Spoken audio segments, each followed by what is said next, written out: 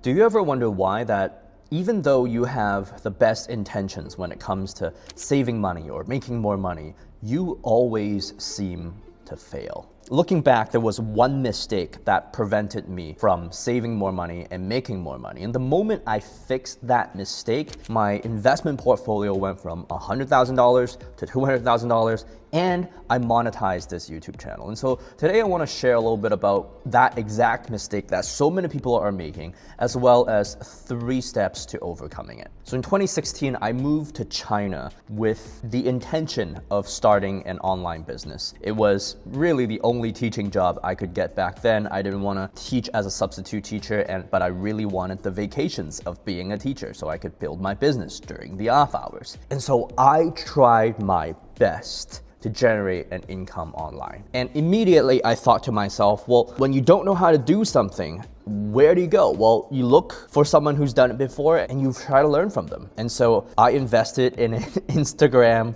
growth coaching program, and just from my face, I think you can tell how that went. That went downhill. It was $16,000. This was 2016. I was naive, yeah? But I wasn't naive just one time. I thought that the business model wasn't good enough, that I didn't have what it takes to do it, and so I invested in a high-ticket closing program, like a sales program for a couple $1,000s. And that went nowhere, right? Obviously, because the clients were North American and I was in China. Imagine 3 a.m. in the morning trying to dial different restaurants to pitch them your social media marketing agency services. My God, I can't believe I did that. And I thought that it was because I didn't have enough skill, which was true. So I went and I invested in a SMMA program, went nowhere. Bought a KDP program, went nowhere. Not to mention all the courses here and there that are under $1,000 that I don't even remember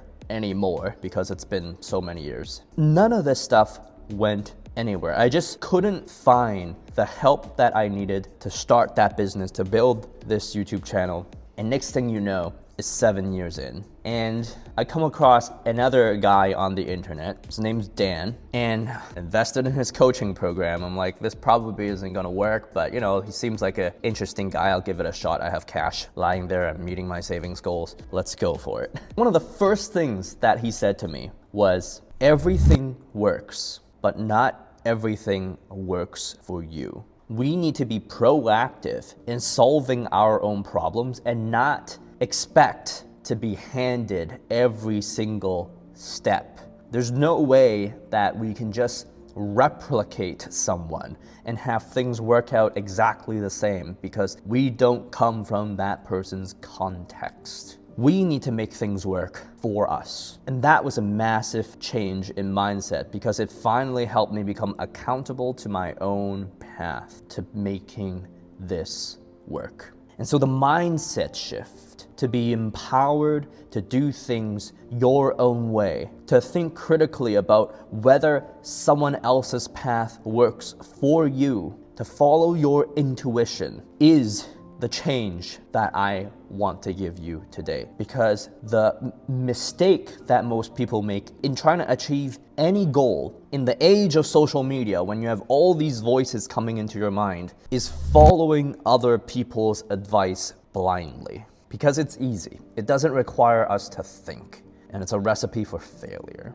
We've learned so much to follow others, other people on the internet, our teachers, our parents, whom sometimes may even have our best intentions in their minds, that we've forgotten these 3 steps we need to follow our intuition, to actually create our own lives, to design our own lives and carve out our paths to the goal of financial freedom or whatever goal that you set for yourself. And the first step is this. In the age of social media, in the age of internet gurus, myself included, we've learned to forget to trust ourselves. We've failed so much on this process of getting to our big dream or big goals that sometimes we lose faith in ourselves. But the moment we start to trust ourselves again is when we can start to get things done. I remember this was me in high school. It was grade 10. No, it wasn't grade 10. It was grade 8. I was English as a second language learner, right? But it was my first day in high school.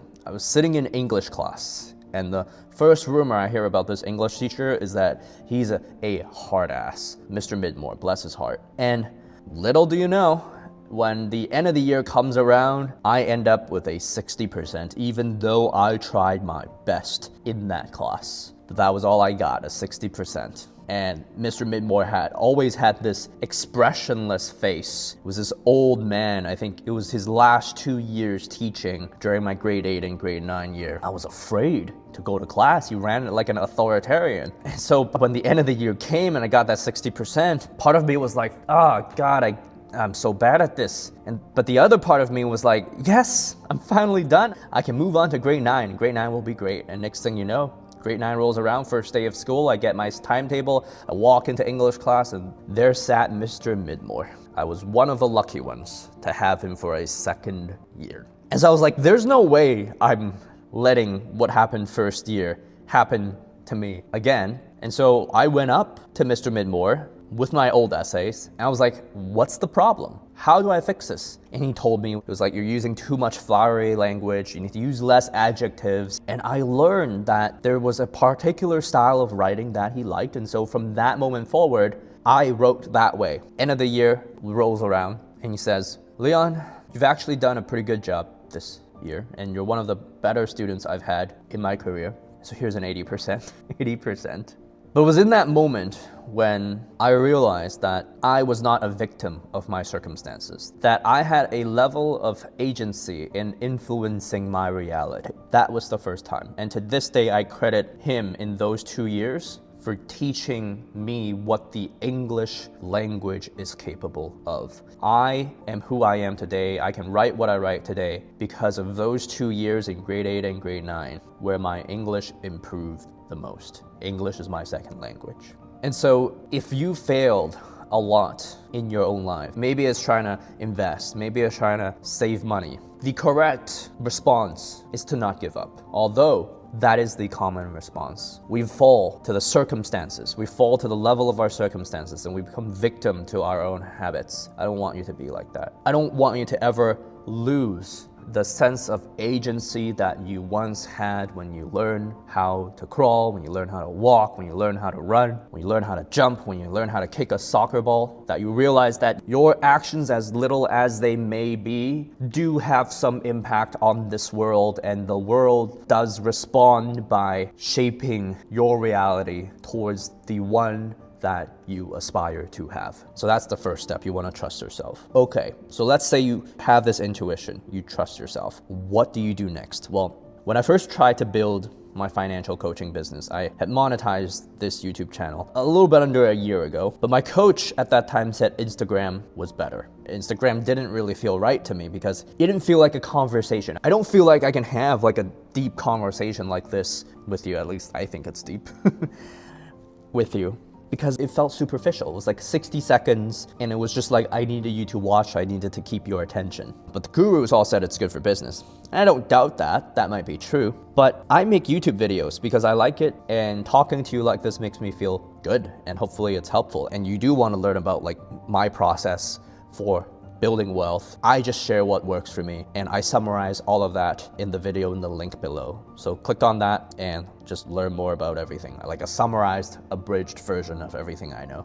But anyways, I will focus on YouTube for now and save Instagram for when the time is right, and I will know in my heart when the time is right because I have learned to trust my own intuition. It's not that I block out everyone's advice, I've just learned to do what feels right for me, to be responsible for my own thoughts and actions. For you, you might know in the back of your mind that you probably could live frugally and be responsible, but there's a whole life to live. So maybe start by not ordering drinks when you're out. Like, any progress is good progress. You don't have to follow the lean fire advice of just cut everything that you know, sell everything that you own, and just sit on your carpets and not even have a couch. You don't have to do any of that. You just have to make progress towards a goal that is meaningful to you in some way, shape, or form, and let those little changes compound upon themselves. That is all you need to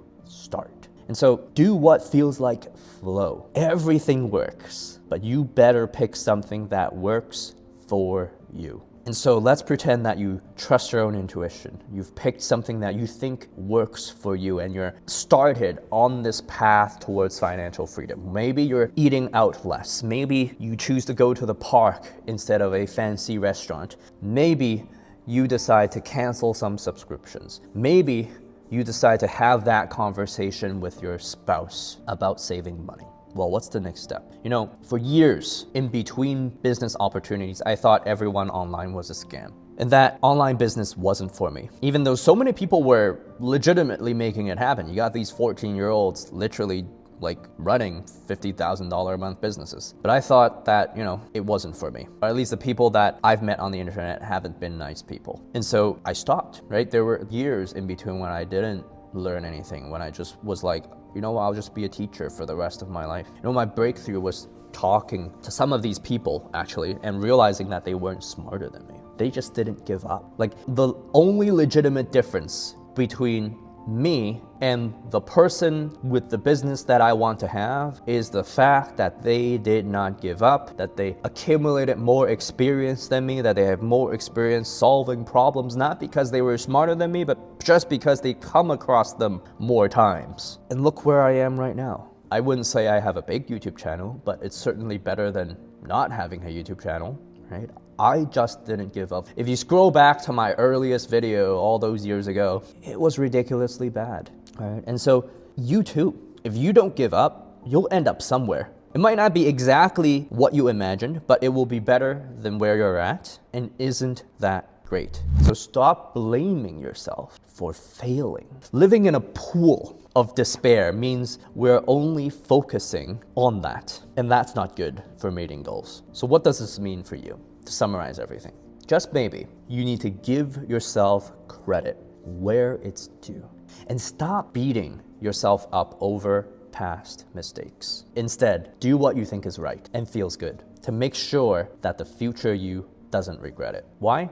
Because you and the people you love deserve a better future. See you in the next video.